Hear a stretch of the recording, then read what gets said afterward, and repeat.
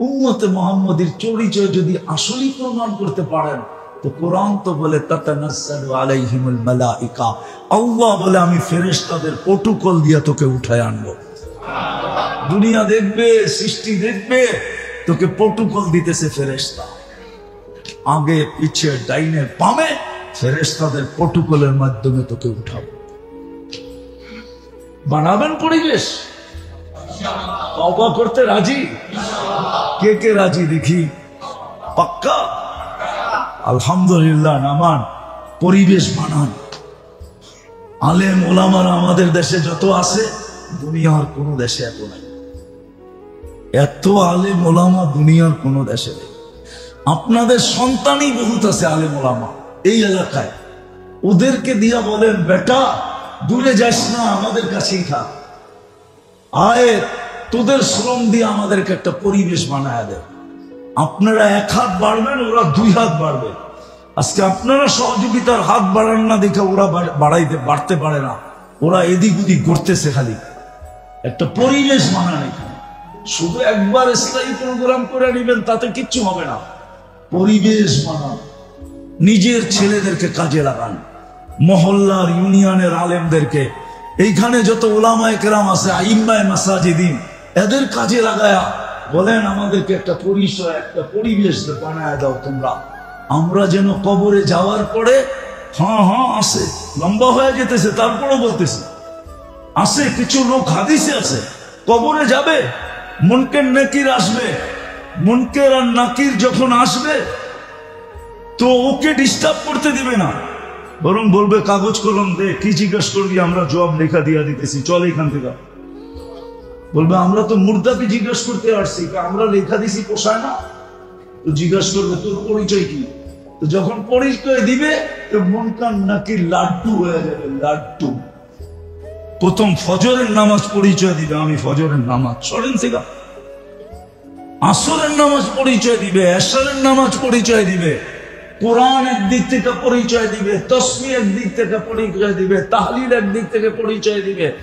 নেক আমল যখন একাধারে পরিচয় দেওয়া শুরু করবে ওরা বলবে ছেড়া দে মা, কান্দা বাছি, উল্টা দৈরা বয়ে কিনা আল্লাহ জানে, চলে যাবে।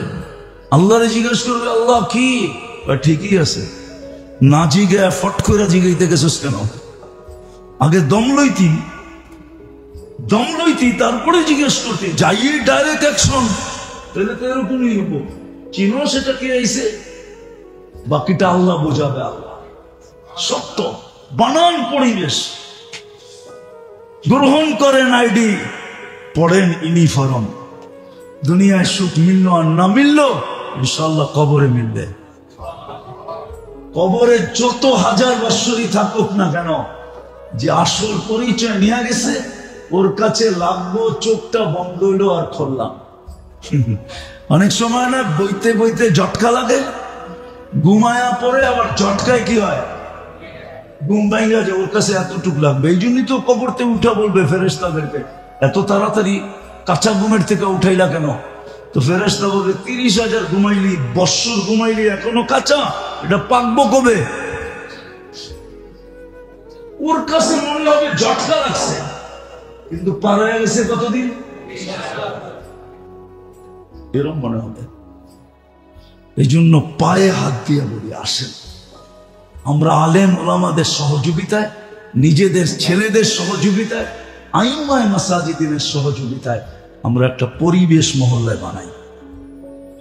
ইনশাআল্লাহ আমাদের ছেলেরাও বেঁচে যাবে, মেয়েরাও বেঁচে যাবে, পুরুষও বেঁচে যাবে, নারীও বেঁচে যাবে। নাইলে একদিন আমাদের সব হারায় যাবে, সব হারায় যাবে। হারায় যাইতে শুরু করছে, আমাদের যুবকরা ইসলামকে লাইক করে না। প্রমাণ দিব, লাইক যদি করতো ওর চুলের স্টাইল এরকম হইতো কেন?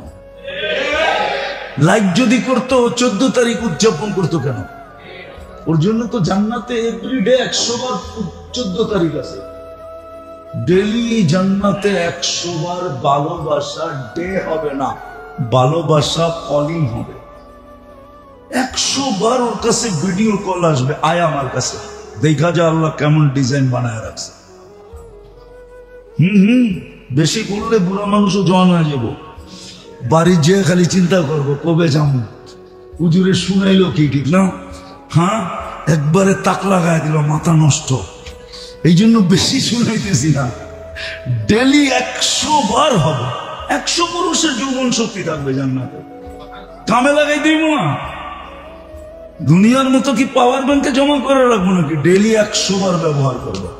তাহলে 14 তারিখ উদযাপন করবো না, 31st নাইট করতো না, বিজাতির আদর্শে কোনোদিন আদর্শবান হতো না, বরং জুতার মাথায় রেখা উড়াইয়া দিত আর বলতো আমি মুসলমান, আমি উম্মতে মুহাম্মাদি। তুই চিনিস না আমি কে? তুই চিনিস না আমি কে? যে হাত উঠাইলে ফেরেশতা নাই মানুষে, যে দৌড়াইলে সমুদ্র জাগা দিয়া দেয়, হ্যাঁ, যে এইখান থেকে বসে সূর্যকে হ্যাক করতে পারে। তুই চিনিস না আমি কে? এই জন্য তওবা করবো তো, বানাবেন তো পরিবেশ। হ্যাঁ, শুরু কদম হলো মসজিদ, 5 ওয়াক্ত মুসল্লি দিয়া ভরা দেন। আজকে মসজিদ খালি, বাড়ি ভরা। এই জন্যই আল্লাহ বাড়ি খালি করতেছে, মসজিদ খালি। আল্লাহ ডাইকো আমাদেরকে আনতে পারতেছেন না। বলেন তাইলে আমাদের পক্ষে থাকে তো থাকে কি করে? মালিক যদি ডাইকো কর্মচারীদেরকে না আনতে পারে তো ওই মালিকের অবস্থা হয়তো হয় কি, একটু আমাকে যুক্তি দিয়ে বুঝান। ওই মালিকের অবস্থা কিরকম হয়? ওই ফ্যাক্টরি কি করে চলে? আল্লাহ তো ডাইকো আমাদেরকে 5 বেলা আনতে পারতেছে না। তাহলে আল্লাহ আপনার পক্ষে থাকে তো থাকে কি করে? আজকে আমাদের দোয়া কবুল হয় না তো হয় না কেন? এই জন্য হয় না 90% মুসলমান নামাজ পড়ে না, জুমার দিন পর্যন্ত পড়ে না 100% মুসলমান, উর্দে 30% পড়ে, রমজানে পর্যন্ত পড়ে না, উর্দে 30-40% পড়ে, বাকি 60-70% পড়ে না। আমি তো বাড়ায় বাড়ায় বলতেছি। তাহলে আপনার সাথে আল্লাহ থাকে কি করে? বড়বেন মসজিদ? হ্যাঁ, কি বলেন? বুঝাইতে পারলাম? বড়বেন পাক্কা যে আজকের থেকে আমরা মসজিদ ভরবো? হ্যাঁ, সবাই হাত উঠাইতেছেন। আরে ভাই, আরে বড়েন বড়েন বড়েন, নামান, নাহলে বাড়ি খালি হয়ে যাবে। আল্লাহ আমাদেরকে আমল করার তৌফিক দান করেন। ওমা আলাইনা ইল্লাল বালাগ। কালকে সমাবেশ আছে সরোয়ার্দী উদ্যানে, হেফাজতে ইসলাম বাংলাদেশের পক্ষ থেকে। আমরা আসলেই যাওয়া উচিত মুসলমান হিসাবে।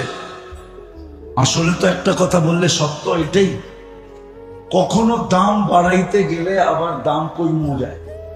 কি দাম বাড়াইতে গেলে দাম বাড়াইতে গেলে দাম কমেও যায়।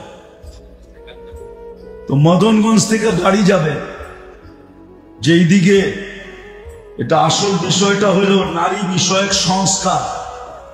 নারীদেরকে ইজ্জত দিতে চাইতেছে। আসলেই কি ইজ্জত দিতে চাইতেছে? না, আসলেই নারীরাও বুঝতেছে না যে ওদেরকে ইজ্জত দিতে চাইতেছে না বেইজ্জত করতে চাইতেছে। আমার কাছে সময় নেই, আমি দুনিয়া ঘুরে, আমি 103টা দেশ দেখছি। কয়টা? আপনাদের উন্নত দুনিয়া আমি শুধু নিউজিল্যান্ড দেখি নাই, আমি 7টা মহাদেশ দেখছি। অহংকার করে বলতেছি না, বৎসরে আমার এরকম 2-1 বার যায়। হয়তো আমি না দুপুরের খানা খাই এক মহাদেশে, রাত্রেরটা আরেক মহাদেশে, মাঝে মাঝে 3 বেলাও খাওয়া হয়। সকালে নাস্তা এক মহাদেশে, দুপুরে আরেক মহাদেশে, রাত্রে আরেক মহাদেশে। আর আমেরিকা যাওয়ার সময় এটাই হয়, সকালে নাস্তা হয় এশিয়া মহাদেশে, দুপুরে যখন খাওয়ান দেয় তখন প্লেনটা ইউরোপের উপরে থাকে, আর নাইমা যখন খাই তখন তো আমেরিকা মহাদেশই। আমি ঘুরে বলতেছি, নারী সংস্কার দিয়ে নারীদের দাম বাড়াইতেছে না, নারীরা বসতেছে না। আমি ওদেরকে চোখে আঙ্গুল দিয়ে দেখাইতে পারবো, যাদের দিকে তাকায় বুঝাইতে চাইতেছে নারীদের দাম বাড়াইতেছে। নারীদের দাম কোন সমাজে নারীদের দাম আছে? নারী তো শুধু ইসলাম ছাড়া কোথাও নারীর দাম নাই। নারী তো টিস্যু, সারা দুনিয়ার টিস্যু। আমি প্রমাণ দিব টিস্যু। শুধু ইসলাম নারীকে এতটুকু দাম দিছে যে মা হইলে সন্তানের জান্নাত তার পায় না, মেয়ে হইলে বাপের জান্নাত তার পায় না, স্ত্রী হইলে হায় হায় হায় হায় হায়, স্বামীর সাক্ষী তার পক্ষে, স্বামী তার সাক্ষী স্বামীর পক্ষে। যে স্ত্রী স্বামীকে ভালো বলবে আল্লাহ বলে আমিও রেখে দিলাম ভালো, এর চেয়ে বড় সম্মান থেকে দিবে, আমাদেরকে বোঝায়। আর যারা এটা করতেছে ওরা এটা ভাইবেই করতেছে হাম তো ডুবে হ্যাঁ সনম তুঝে লে ডুবেঙ্গে, আমরা তো সিল মারা হয়ে গেছি, আমরা তো ডুবে গেছি, বাকি ঘরের টিকে ডুবাইয়া ছাড়বো, এর আগে আমরা ক্ষান্ত হব না। এটাই নাহলে কেন হবে এই সমাজে? নারীর ইজ্জত ইউরোপে, আমেরিকা, কানাডা আমার চেয়ে বেশি চোখে দুনিয়ায় কেউ দেখে না। ও যারা সংস্কারের পিছনে লাগছে ওরাও দেখে না। চ্যালেঞ্জ আমার সাথে ওদের সাথে। স্বামীর নারীর ইজ্জত ইসলামের চেয়ে দুনিয়ায় বেশি কেউ দিতে পারে না, পারবে না। হ্যাঁ হ্যাঁ, আমি আপনাদেরকে নিয়ে যেতে পারবো, বোরকা পড়ায়া নিয়ে আসতে পারবো এখানে। ও নিজে বলবে, আমার জীবনের কাহিনী মনে আছে, লম্বা না হয়ে যায়, আমার উপর যাইতেও হবে। আমি ফ্রান্সে এক মেয়েকে, মহিলাকে চিনি, ও মুসলমান হয়েছে স্বামী মুসলমানে হওয়ার 10 বছর পরে। ওর নাম হলো বেলাল, থাকে প্যারিসে। আমি ফ্রান্সে 2 বার গেছি, এন্টার ইউরোপ তো গেছি, ফ্রান্সে আমি 2 বার গেছি। ও সৌর কারেন্টের ইঞ্জিনিয়ার, ভালো পরিচয়। 10 বছর পর স্ত্রী মুসলমান হয়েছে।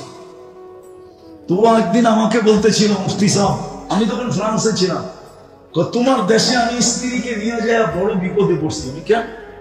আমার স্ত্রী আইসা আমাদের তোলাই করার মতো তোলাই করছে। আমি মানি, তুই বাইন্দা বল। আমি যখন মস্তুরাতে তোমাদের দেশে গেছি আমার স্ত্রীকে নিয়ে, তো আমার স্ত্রী আইসা বলতেছে, বেলাল তুই কই নিয়ে গেলি আমাকে? যেই জীবনকে আমরা থুতু দিয়ে ইসলামে আসলাম, আমি তো বাংলাদেশে যা দেখতেছি বাংলাদেশের মেয়েরা ওই জীবনকে জিব্বা দিয়ে চাটতেছে। ওই মেয়ে আমি নিয়ে আসতে পারি, যারা থুতু দিয়ে আসছে ওরা সুখ পায় নাই। এটার নাম সুখ। 3W কোনো গ্যারান্টি নাই, এটার নাম হলো সুখ। মনে হয় বোঝেন না? জানেন এই প্রবাদ বাক্য? 3W কোনো গ্যারান্টি নেই। কটা? একটা দেশ আছে 3W কোনো গ্যারান্টি নেই। কি নাই? ওয়েদারের কোনো গ্যারান্টি নেই, সবাই বকুল করে ছাতা। আর বিকালে চাকরি করে আসছে, সকালে যায় দেয় চাকরি নাই, ওয়ার্ক ডব্লিউ। আর আরেকটা আছে, আরেকটা ডব্লিউ আছে, আরেকটা ডব্লিউ আছে। কি? আরে বুঝেন, এটারও কোনো গ্যারান্টি নাই, সকালে ধুয়ে আইসে বিকালে দেখে নাই। এটার নাম ইজ্জত। হ্যাঁ, আমরা তো একটা লই জান দিয়ে দিলাম, ঠিক না? হ্যাঁ হ্যাঁ, এত ইজ্জত দিলাম যে আরেকটা করার চিন্তাও করতে পারতেছি না, ঠিক না? কিন্তু মন তো চায়, শরীর বুড়া হইলে কি, মন তো বুড়া হয় না, ঠিক না? আমরা তো এত ইজ্জত দিলাম, ঠিক না? এই ইজ্জত দুনিয়াতে কে দিছে? মেয়েদেরকে ইসলাম দিছে, মুহাম্মদুর রাসূলুল্লাহ সাল্লাল্লাহু আলাইহি ওয়াসাল্লাম দিছে। আমরা শিখি না এটা, না জানি কোত্থেকে শুরু হলো। আল্লাহ আমাদেরকে আমল করার তৌফিক দান করেন। মেয়ের 2 তারিখ আর 5 দিন পরে 7 মাস, 1 বছর 7 মাস পুরা হবে। ফেরেশতা কেন আসতেছে? চোখের পানি তো জমা করলে, এগুলা জমা করলে বন্যা হয়ে যেত এতদিন। বিবেক দিয়ে চিন্তা করে আমরা পরিচয় পত্র হারায় ফেলছি, ইউনিফর্মও হারায় ফেলছি। এই জন্য আসেন, এখনো সুযোগ আছে, যদি তওবা করতে পারি, মনের থেকে তওবা করা। বন্দরের মানুষ তওবা করি মনের থেকে, পরিবেশটাকে অতি তাড়াতাড়ি গুছাই, নাইলে হতে পারে ঢেউ ওইখানেও লাগছে, এইখানেও লাগতে পারে। আর এটা আল্লাহর অঙ্গীকার আছে। কেননা আমি বন্ধুর সাথে ওয়াদাবদ্ধ, আমি বন্ধুর সাথে ওয়াদাবদ্ধ, আমি বন্ধুকে রাজি করে ছাড়ব। সাউফা ইউতিকা রাব্বুকা ফাতারদা, আমি বন্ধুর সাথে ওয়াদাবদ্ধ। লা ইউখজিকা ফি উম্মতি, আপনার উম্মতের ব্যাপারে আমি লজ্জিত হতে দিব না আপনাকে। বিদায় আল্লাহ, আমাদের দিকে তাকাইলে তো দেখা যায় লজ্জিত হবে। তা আল্লাহ বইলা দিয়েছেন আনা তাবিউহুম, আমি তোমাদেরকে ওয়াশ করে উঠাবো। ওয়াশ তো হাদিসে আছে কিভাবে ওয়াশ করবেন। আল্লাহ রসুল বলে গেছে আল কাতলু আল সালাসিলু, অহেতুক হবে তোমাদের, অহেতুক কারণ ছাড়া হবে। আজকে যে যাকে মারতেছে ওরে যদি জিজ্ঞাসা করেন কেন মারলি, আপনি বলেন বিবেক দিয়ে কি এটা কোনোদিন মানা যায়? বাপের কাছে 500 টাকা চাইছে, বাপ দেয় নাই। এই হযরতপুর আমানুল্লাহ আমানের এলাকায় ঈদের দিন সকাল ছেলে 500 টাকা বাবার কাছে চাইছে, দেয় নাই। অ্যাডিক্টেড ছেলে ছিল, অ্যাডিক্টেড, কোমর থেকে বের করে বাপ করে দিয়েছে। আপনি নাউজুবিল্লাহ করেন কেন? পেপারে আছে, পেপারে, আমি পেপার দেখে বলতেছি আপনাদের। আল্লাহ রসুল বলছেন, আল্লাহ বলছেন কত পবিত্র করব তোমাদেরকে দুই ভাবে। এই জন্যই তো আগে শুনতাম ভূমিকম্প 10-12 বছরে একবার আসতো। আরে 2024-এ কয়বার ভূমিকম্প আসছে বাংলাদেশে? নেটে সার্চ দিয়ে দেখেন কয়বার আসছে। 2025-এ এই পর্যন্ত কয়বার হয়ে গেছে? গত 3 সপ্তাহ আগেও ভূমিকম্প আসছে। এত মাত্রা বাড়তেছে কেন? এই জন্য পবিত্র করবে, পবিত্র।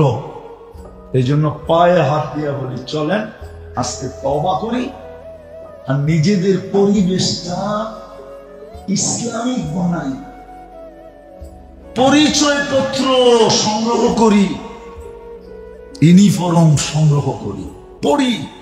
নাইলে কখন মৌত চলে আসবে, কবরে চলে যাব।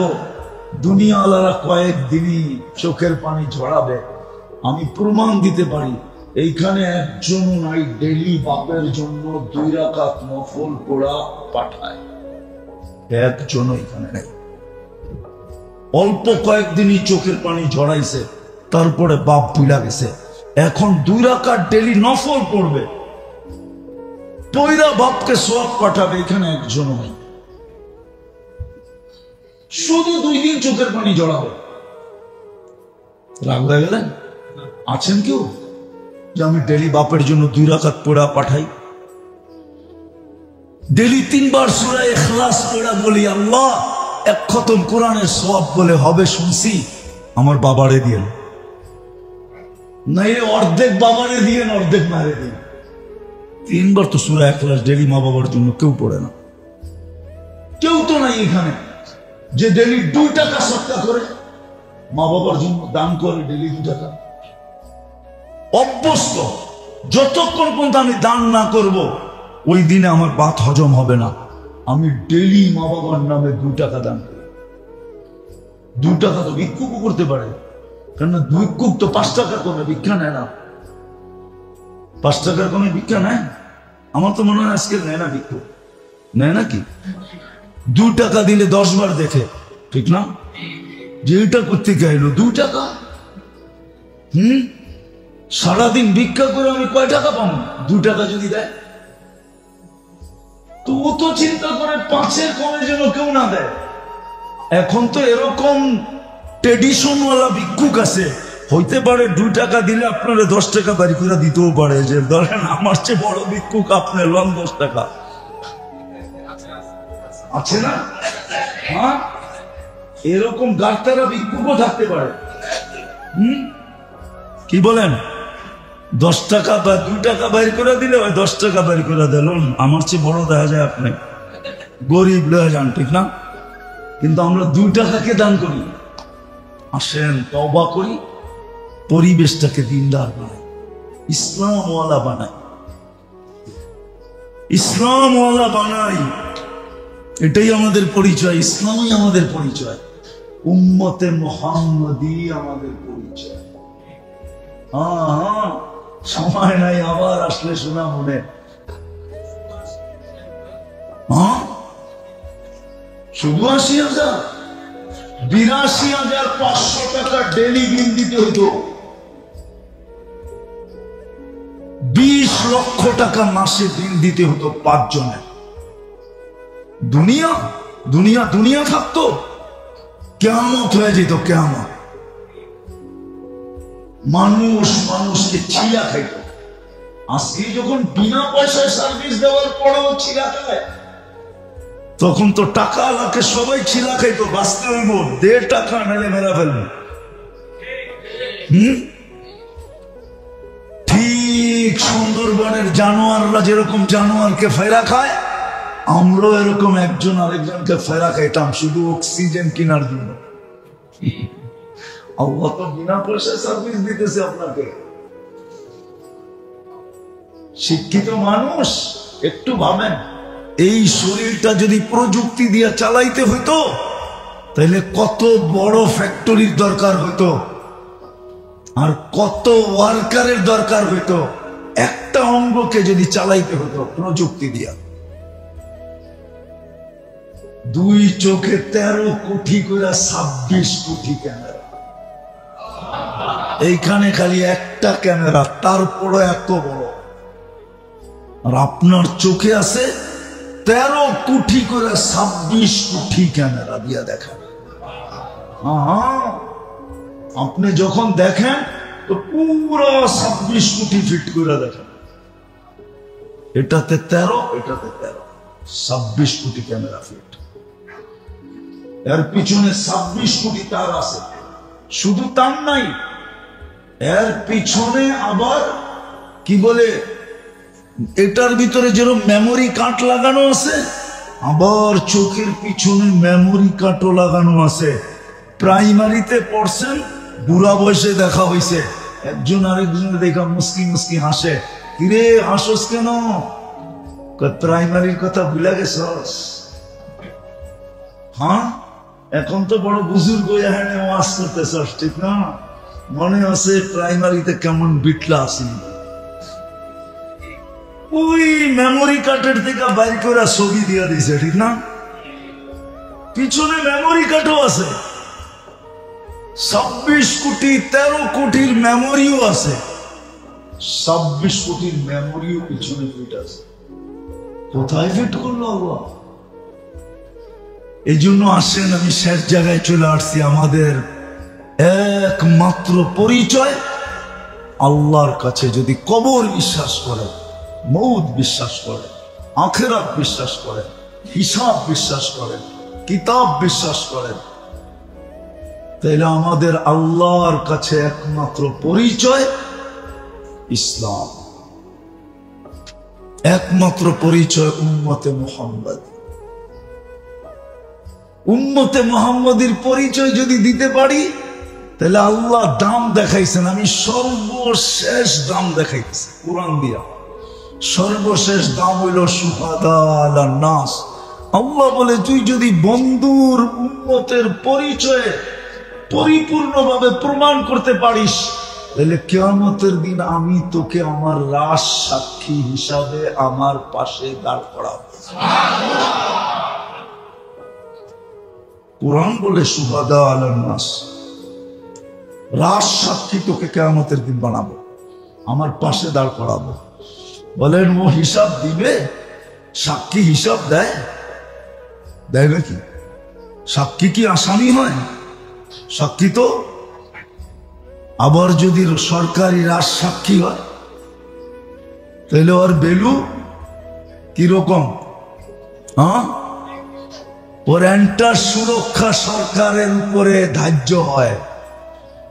সুরক্ষা ওকে সর্ব লাইনের সুরক্ষা, এমনকি ওর পানিটা পর্যন্ত চেকিং করে দেওয়া হয়, যে কেউ আবার বলে পানি দিয়া, পানির ভিতরে পানি দিয়া আমরা যে রাজ সাক্ষী বানাইলাম, এটা আবার মাটির সাথে মিশায়া না দেয়। কেননা সাক্ষী না থাকলে তো কেসই থাকবো না, ফাঁসি দিবেন কালে, ঠিক না? কি ফাঁসি দিব কারে যদি রাজ সাক্ষী না থাকে?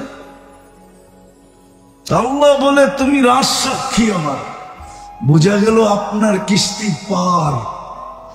কি কিস্তি? মনে হয় বুঝেন নাই।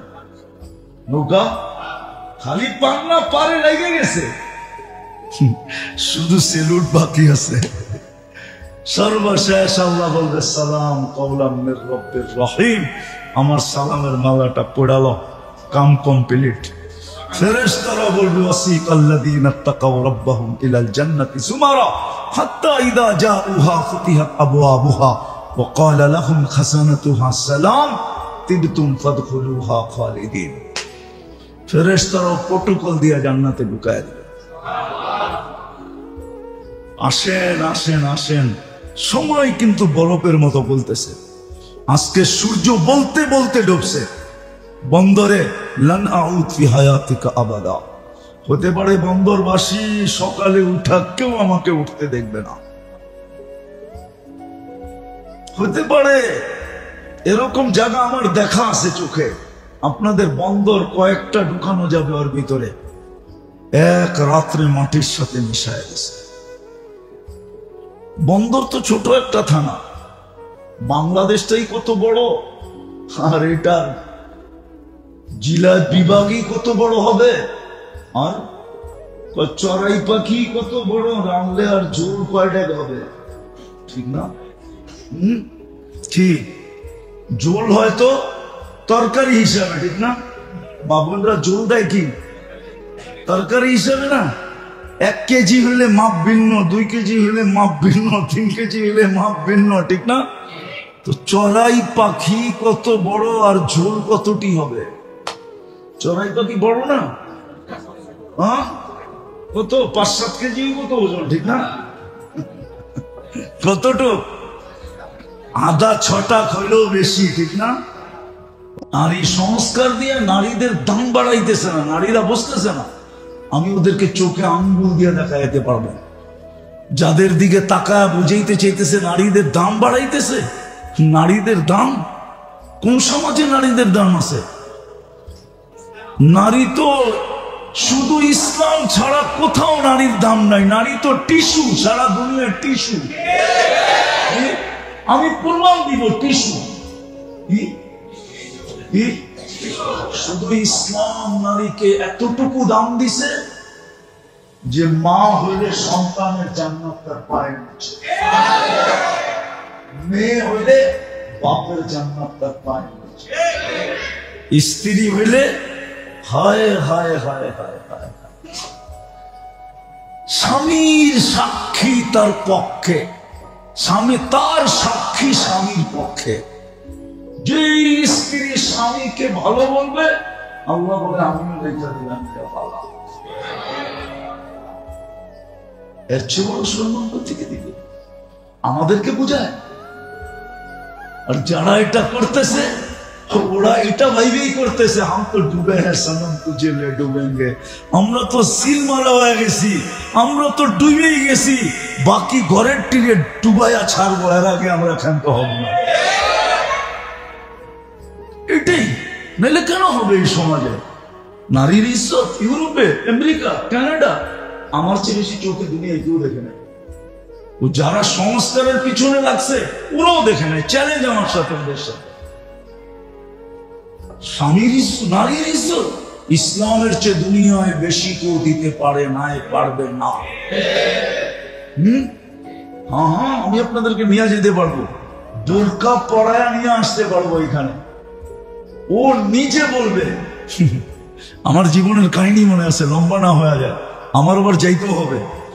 আমি ফ্রান্সে এক মেয়েকে, মহিলাকে চিনি। ও মুসলমান হয়েছে, স্বামী মুসলমান হওয়ার 10 বছর পরে। ওর নাম হলো বেলাল, থাকে প্যারিসে। আমি ফ্রান্সে 2 বার গেছি, এন্টার ইউরোপ তো গেছি। ফ্রান্সে আমি 2 বার গেছি। ও সৌর কারেন্টের ইঞ্জিনিয়ার, ভালো পরিচয়। 10 বছর পর স্ত্রী মুসলমান হয়েছে। তো একদিন আমাকে বলতেছিল, মুফতি সাহেব, আমি তখন ফ্রান্সে ছিলাম, তোমার দেশে আমি স্ত্রীকে নিয়ে যায় বড় বিপদে পড়ছি। আমি কেন? আমার স্ত্রী আইসা আমাদের তোলাই করার মতো তোলাই করছে। আমি মানি, তুই বাইঙ্গা বল। আমি যখন মস্তুরাতে তোমাদের দেশে গেছি আমার স্ত্রীকে নিয়ে, তো আমার স্ত্রী এসে বলতেছে, বেলাল তুই কই নিয়ে গেলি আমাকে, যেই জীবনকে আমরা থুতু দিয়ে ইসলামে আসলাম, আমি তো বাংলাদেশে যা দেখতেছি বাংলাদেশের মেয়েরা ওই জীবনকে জিব্বা দিয়ে চাটতেছে। ওই মেয়েরা আমি নিয়ে আসতে পারি যারা থুতু দিয়ে আসছে, ওরা সুখ পায় নাই, এটার নাম সুখ। 3W এর কোনো গ্যারান্টি নাই, এটার নাম হলো সুখ। মনে হয় বোঝেন না? জানেন এই প্রবাদ বাক্য? 3W এর কোনো গ্যারান্টি নেই। কটা? একটা দেশ আছে 3W এর কোনো গ্যারান্টি নেই। কি নেই? ওয়েদারের কোনো গ্যারান্টি নেই, সবাই বগল ধরে ছাতা। আর বিকালে চাকরি করে আসছে, সকালে যায় দেয় চাকরি নাই, ওয়ার্ক ডব্লিউ। আর আরেকটা আছে, আরেকটা ডব্লিউ আছে, আরেকটা ডব্লিউ আছে। কি? আরে বোঝেন, এটারও কোনো গ্যারান্টি নাই, সকালে ধুয়ে আইছে বিকালে দেখে নাই, এটার নাম ঈশ্বর। হ্যাঁ, আমরা তো একটা লই জান দিয়ে দিলাম, ঠিক না? হ্যাঁ হ্যাঁ, এত ঈশ্বর দিলাম যে আরেকটা করার চিন্তাও করতে পারতেছি না, ঠিক না? কিন্তু মন তো চায়, শরীর বুড়া হইলে কি, মন তো বুড়া হয় না, ঠিক না? আমরা তো এত ইজ্জত দিলাম, ঠিক না? এই ইজ্জত দুনিয়াতে কে দিছে? মেয়েদেরকে ইসলাম দিছে, মুহাম্মদুর রাসূলুল্লাহ সাল্লাল্লাহু আলাইহি ওয়াসাল্লাম দিছে। আমরা শিখি না এটা, না জানি কোত্থেকে শুরু হলো। আল্লাহ আমাদেরকে আমল করার তৌফিক দান করেন। একমাত্র আমাদের পরিচয় হলো উম্মতে মুহাম্মাদি। এই জন্যই কবরে গেলে জিজ্ঞাসা করবে মা দিনুকা, এই জন্যই জিজ্ঞাসা করবে আসল পরিচয় বলো, আসল পরিচয় তোমার কি? তো যে আসলেই যে মুসলমান হবে, সে তো আসল পরিচয় চিৎকার দিয়ে বলবে ইসলাম। একটা চিৎকার দিয়া যারা প্রশ্ন করছে ওদের কান ফাটায় দিবে, কবরকে গরম করে দিবে ইসলাম। যখন জিজ্ঞাসা করবে মা দিনুকা, তো দিন কি? তো পরিচয় দিবে ইসলাম। আমাদের একমাত্র পরিচয় ইসলাম। আজকে আমরা আইডি হারায় ফেলছি। আমাদের চেহারা দেখলে মনে হয় না মুসলমান। রাগ হয় না, পায়ে হাত রাখে, চেহারা দেখলে মনে হয় না মুসলমান। আমরা আইডি হারায় ফেলছি, আমরা ইউনিফর্ম হারায় ফেলছি, যার কারণে যার যেমন মনে চায় তেমন আমাদেরকে নিয়ে খেলতেছে। যার যেরকম মনে চায় আমাদেরকে খেলতেছে। বাচ্চাও মনে হয় ফুটবলে এত খেলে না। আজকে দুনিয়া আমাদেরকে নিয়ে যত খেলা খেলতেছে, হ্যাঁ দুনিয়া তো খেলতেছে। এমনকি আমাদের ভিতরের লোকেরাও আমাদেরকে নিয়ে খেলতেছে। আমাদের মানুষও আমাদেরকে নিয়ে কি করতেছে? হ্যাঁ না, খেলতেছে না? সত্য তো, আমাদের মানুষও আমাদেরকে নিয়ে খেলতেছে। বলে খরবুজা কো দেখকর খরবুজা রং পকড়তা হয়। ফল বলে একটা পাকলে ওটারে দেখা বাকিটিও বলে পাকা শুরু করে। তো সারা দুনিয়া যখন খেলতেছে, তো আমাদের সমাজের মানুষও আমার অগমাত্রায় বুদ্ধি আয়া পড়ছে, আমরাও খেলা দেখি বিদায় আমাদের ওরাও খেলতেছে। বাইঙ্গা বলে দিব, আবার গাড়ি লইয়া যাইতে হইব, আটকায় যদি দেয় বন্দর, তো ভয়ও তো লাগে, ঠিক না? ভয়ও লাগে, এই জন্য বলতেছি না, নাহলে বাইঙ্গা বলে দেওয়া যায়। আমাদের মানুষ আমাদেরকে নিয়ে খেলতেছে। নাহলে অটোওয়ালা এরকম গায়ের শক্তি দিয়া জান মাইরা সারাদিন অটো চালাবে, তারপরও চান্দা দিতে হবে।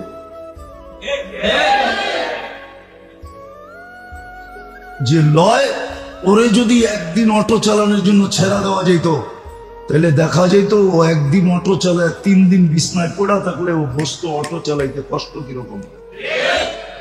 ও তো বোঝে না। রাগ হয় না, পায়ে হাত রাখে।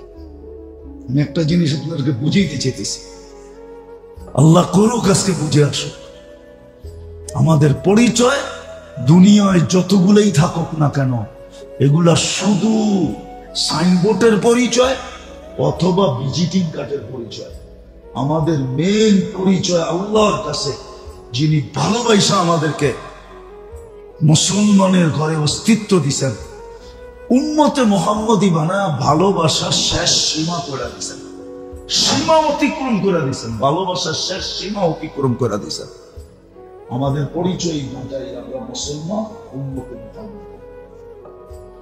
যদি মউতকে বিশ্বাস করেন, যদি হিসাব কিতাবকে বিশ্বাস করেন, যদি আখিরাতকে বিশ্বাস করেন, যদি কোরআনকে বিশ্বাস করেন, যদি হাদিসকে বিশ্বাস করেন, আর বিশ্বাস করবেন না কেন? এটা হলো যুক্তি দিতেছি, দেখেন যুক্তিটা লাগে কিনা মনে। বিশ্বাস করবেন না কেন? আপনাকে 24 ঘন্টা সার্ভিস কি দিতেছে? বিনা পয়সায় আপনাকে 24 ঘন্টা সেবা কে দিতেছে? কাটটা 24 ঘন্টা আপনি ভোগ করেন, কাটটা ভোগ করেন। বিশ্বাস করেন যে আল্লাহটা ভোগ করেন? না মনে সবাই করে না, ঠিক না? করেন? হ্যাঁ, রাগ হয়ে যাবেন বললে। এই বাড়ি আর ঘর লেংটি থাকতো না, লেংটি, লেংটি চিনেন? পরনে লেংটি পর্যন্ত থাকতো না যদি আল্লাহ অক্সিজেনকে পানির দামে পয়সা নিতেন। পানির দামে যদি অক্সিজেন কিনতে হইতো তাহলে ডেলি 16,500 টাকা দিতে হইতো পার ডে বিল। আপনি 550 লিটার অক্সিজেন নেন ডেলি, 30 টাকা দিয়ে পার লিটার গুণ দেন 30 দিয়ে, দেখেন কত হয়। মাসে 4,95,000 টাকা বিল দিতে হতো। কত? বাড়ি বানাইতেন না অক্সিজেন কিনতেন? কাপড় কিনতেন না অক্সিজেন কিনতেন?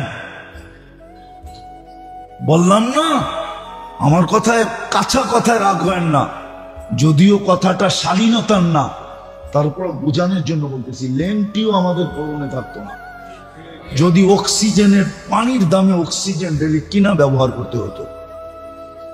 আপনি আবার বাপ দেখাইতেন আমি বড় লোক, আমার অট্টালিকা, আমি গাড়ি হাঁকাই, আমার বাড়ি টাইলসের, আমার বাথরুমে 10 লাখ খরচ,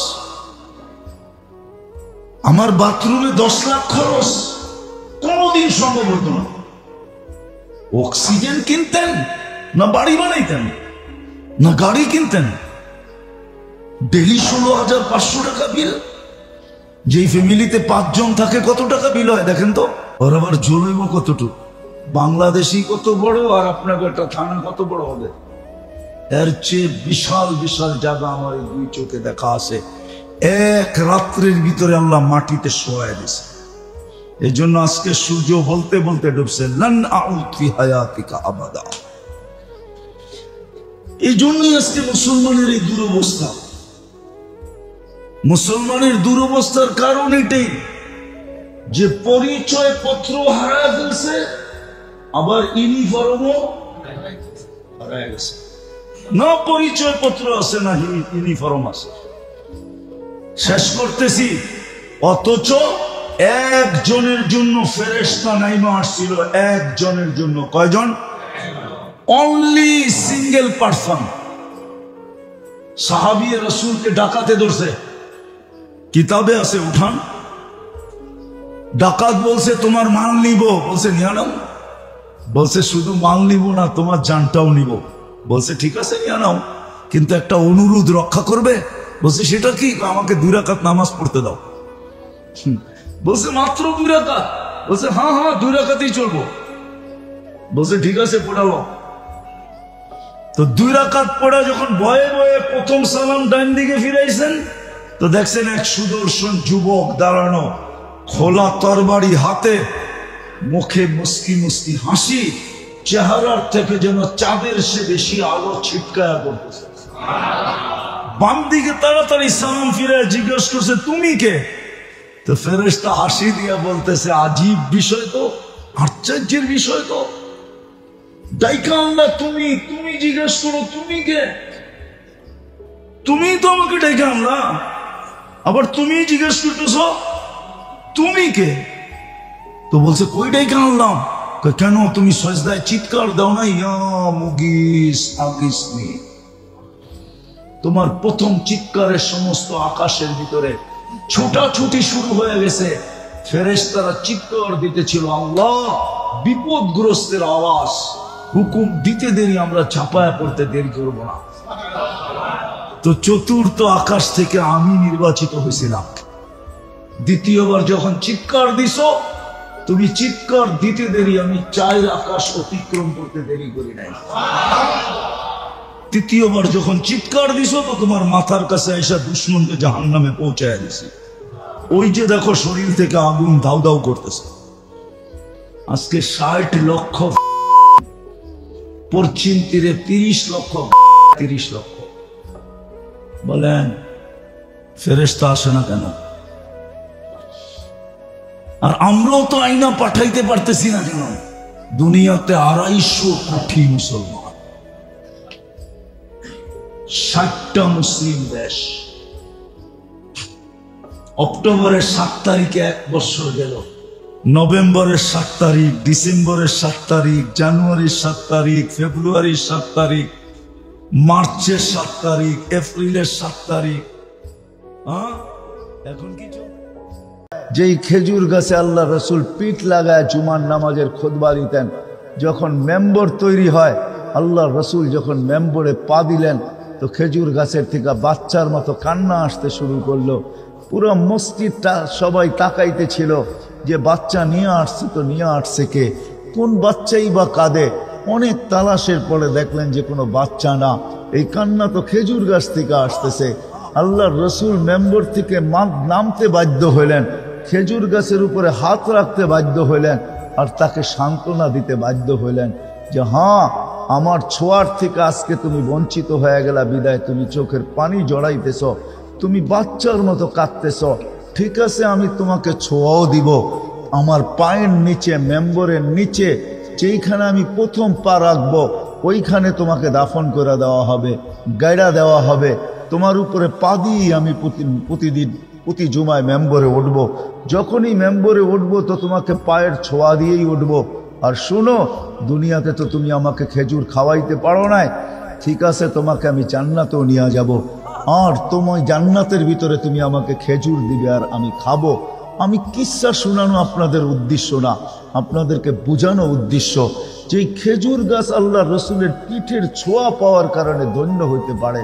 তো আবু তালেবের শিরায়, উপশিরায় তো একই রক্ত দৌড়াইতেছিল, কিন্তু আল্লাহর কাছে আবু তালেবের কোনো পরিচয়, পরিচিতি নাই। অথচ রসুলের ইশারায় ভাগ্য খোলে।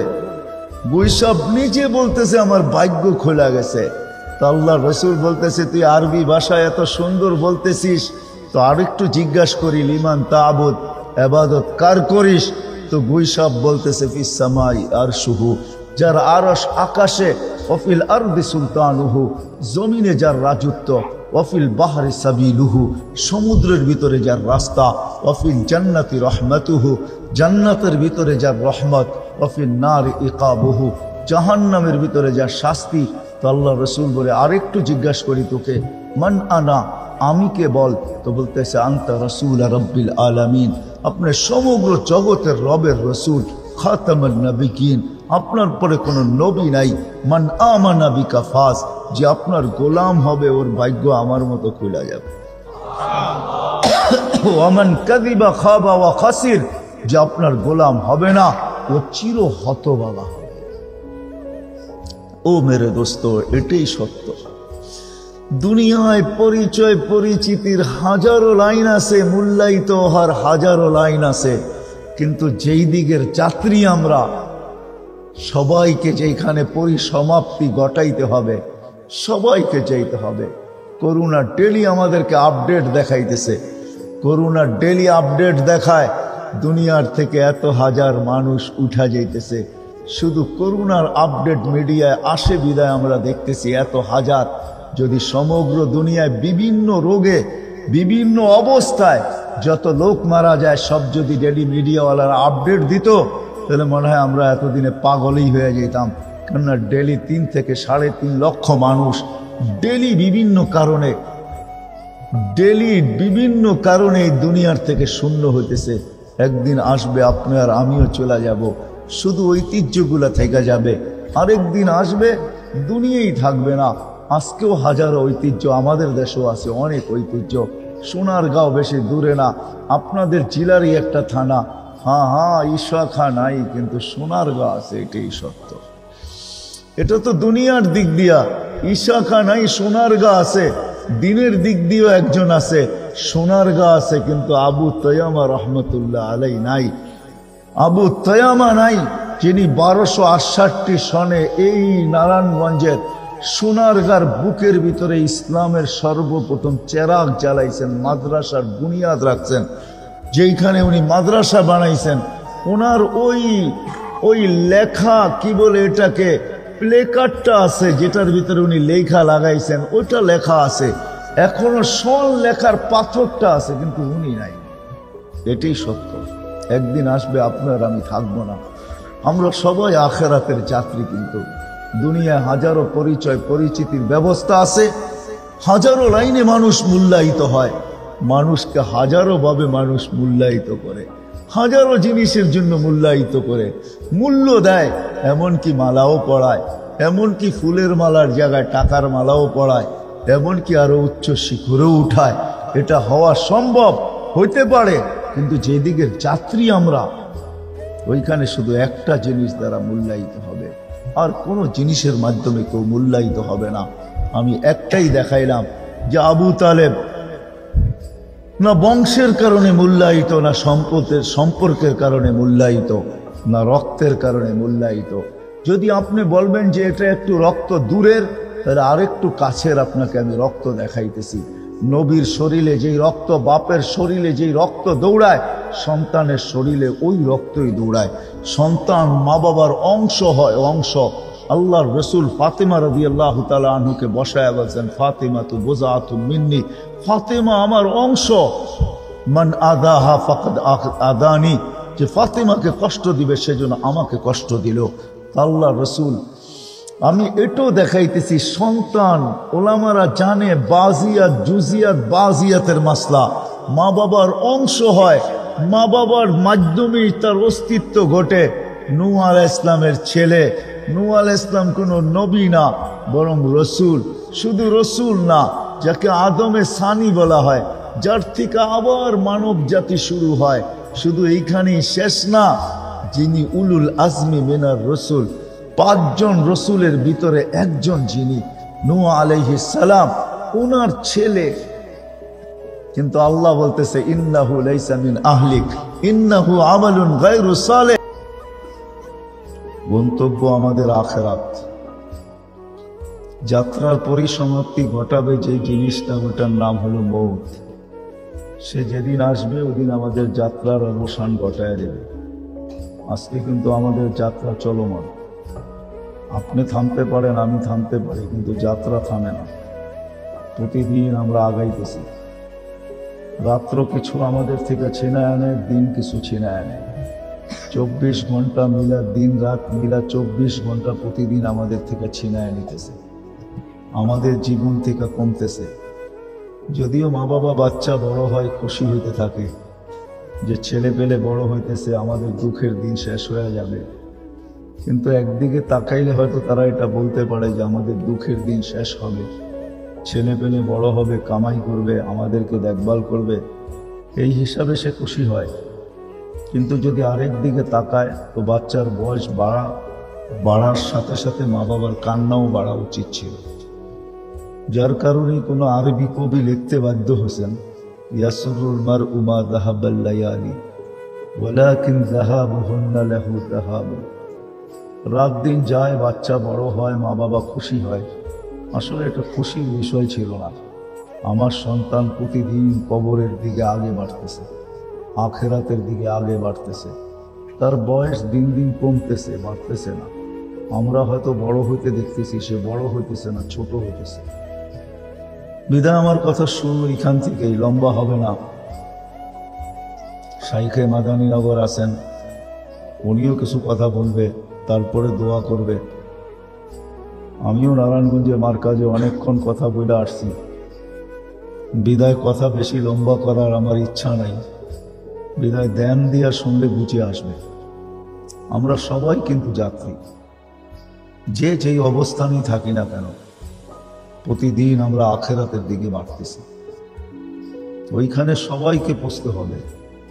মৃত্যু আমাদের যাত্রার অবসান ঘটায় দিবে, কারণ মৃত্যু সবার জন্য অবধারিত।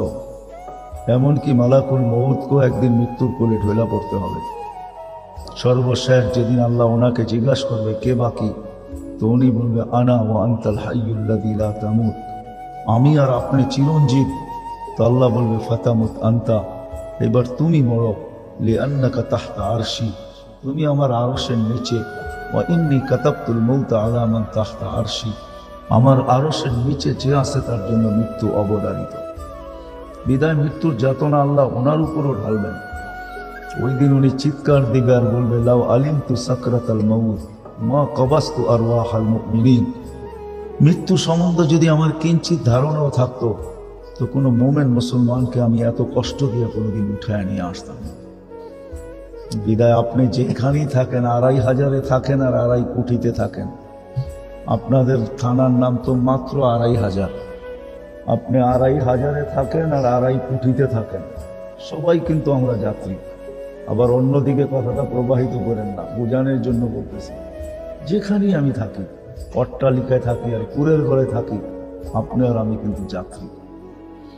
বিদায় যদি আপনি ভাবেন যে আমি যাত্রী, আমাকে গন্তব্য পৌঁছতে হবে, তাহলে প্রস্তুতি অবশ্যই নিতে হবে। এইখান থেকে যে প্রস্তুতি নেওয়া যাবে সেই আখেরাতে ইজ্জত পাবে, সম্মান পাবে, স্থান পাবে, জায়গা পাবে। কেননা দুনিয়ার কোনো জিনিসের মাধ্যমে আল্লাহ কাউকে মূল্যায়ন করবে না। দুনিয়ার মানুষকে হাজারো জিনিস দ্বারা মূল্যায়ন করে। দুনিয়া হাজারো জিনিসের মাধ্যমে মূল্যায়িত হয়। কেউ যৌবন দ্বারা মূল্যায়িত, কেউ শিক্ষা দ্বারা মূল্যায়িত, কেউ দীক্ষা দ্বারা মূল্যায়িত, কেউ টাকা দ্বারা মূল্যায়িত, কেউ পয়সা দ্বারা মূল্যায়িত, কেউ পদ দ্বারা মূল্যায়িত। এমনও আছে যে মানুষ দেশ দ্বারাও মূল্যায়িত হয়। বুঝানোর জন্য বলতেছি, যেমন আমেরিকান মানুষ দেখলেই আমাদের চক্ষু কপালে উঠে, আমেরিকা, ঠিক না? কি বিরাট বড় কিছু একটা, ঠিক না? মূল্যায়ন করি না আমেরিকান, ক্যানাডিয়ান, অস্ট্রেলিয়ান, ইউরোপিয়ান, ঠিক না? তো মানুষ জাগার দ্বারাও মূল্যায়িত হয়। গুলশানের মানুষ শুনলেই গুলশান, বনানী, ধানমন্ডি, সবাই ভাবে ওইখানে থাকে মানে বড় লোকই। কিন্তু গুলশানের মানুষের চাকরও থাকে। এই চাকরগুলা কি অন্য এলাকায় থাকে নাকি? ওরা গুলশানেই থাকে।